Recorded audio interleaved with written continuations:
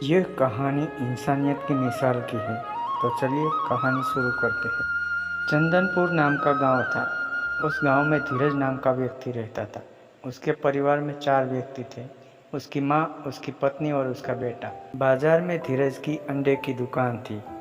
धीरज का स्वभाव बहुत शांत था, इसलिए ग्राहकों की भीड़ लगी रहती थी। धीरज अपनी दुकान के लिए अंडे शहर से मंगवाता था। शहर में रेड्डी अन्ना नाम का एक अंडे का व्यापारी था, वही अंडे एक्सपोर्ट करता था। बाजार में मुल्ला अब्दुल्ला की बहुत बड़ी दुकान थी। मुल्ला जी के परिवार में 3 व्यक्ति थे, उसकी बेगम साजिया और उसका बेटा आसिफ। आसिफ मुल्ला जी और उसकी बेगम का लाडला था।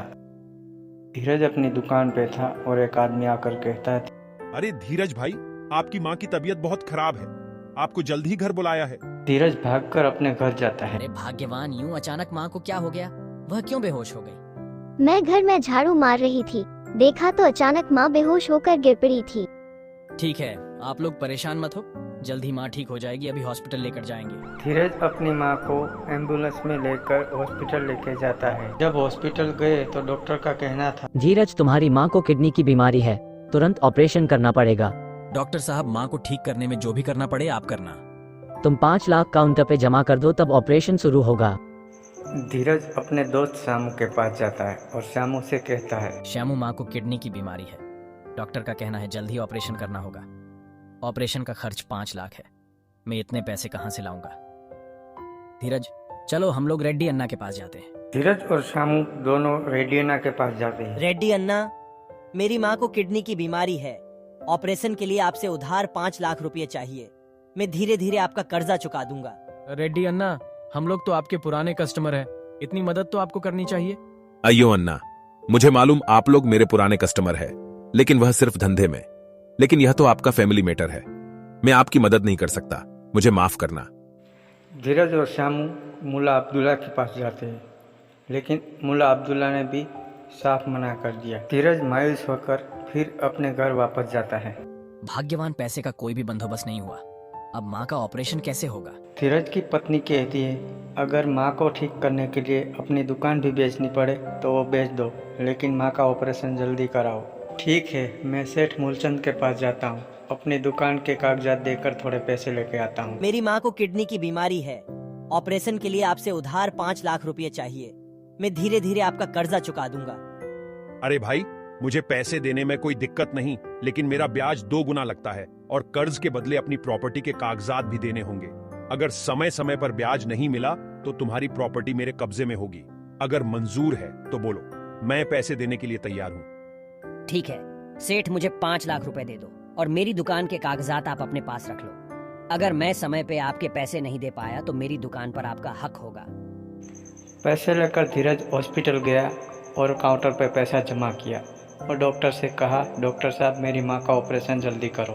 धीरज घर जाकर अपनी पत्नी से कहता है, भाग्यवान, पैसे जमा कर दिया, आज तो माँ का ऑपरेशन हो जाएगा और कल माँ घर भी आ जाएगी। धीरज और श्यामू फिर से अपनी दुकान खोली और धीरे धीरे धंधा शुरू कर दिया। धीरज अपनी दुकान से अपने घर जा रहा था और रास्ते में देखा तो मुल्ला अब्दुल्ला के लड़के का एक्सीडेंट हुआ था। वहाँ पर लोगों की भीड़ लग गई, लेकिन धीरज ने आगे पीछे कुछ नहीं सोचा और अब्दुल्ला के लड़के को सीधा हॉस्पिटल लेके गया।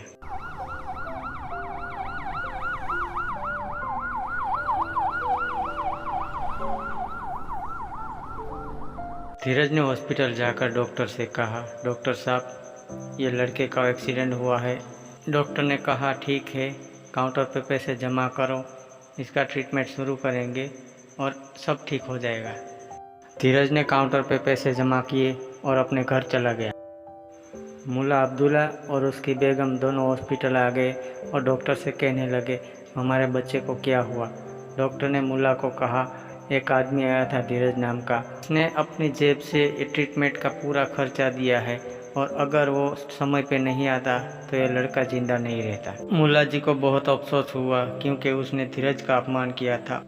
धीरज की माँ ठीक होकर अपने घर वापस आ गई थी और पूरा परिवार हंसी खुशी से साथ में खाना खा रहा था। धीरज और उसका परिवार खाना खाकर रात कर सो गया, लेकिन मुल्ला जी को नींद नहीं आती। मुल्ला जी अपनी बेगम से कहता है, अरे बेगम, हम लोग तो इंसानियत के नाम पर कलंक है और धीरज कितना महान आदमी है, उसका हम लोग ने अपमान किया, फिर भी उसने हमारे लड़के की जान बचाई है, तो हम लोग को उसके घर जाना चाहिए। पूरी रात जाग जाग कर निकाली और सुबह होते ही मुलाजी और उसकी बेगम धीरज के घर आए। धीरज से कहने लगी, अरे धीरज भाई, हम लोग ने आपका बहुत अपमान किया है, आप बहुत भले आदमी हैं, हमारे लड़के की जान बचाई है।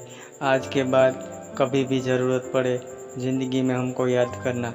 धीरज का परिवार कहता है, अरे मुलाजी, ये तो हर एक इंसान का फ़र्ज़ है, हम लोगों ने तो सिर्फ इंसानियत का फ़र्ज़ निभाया है।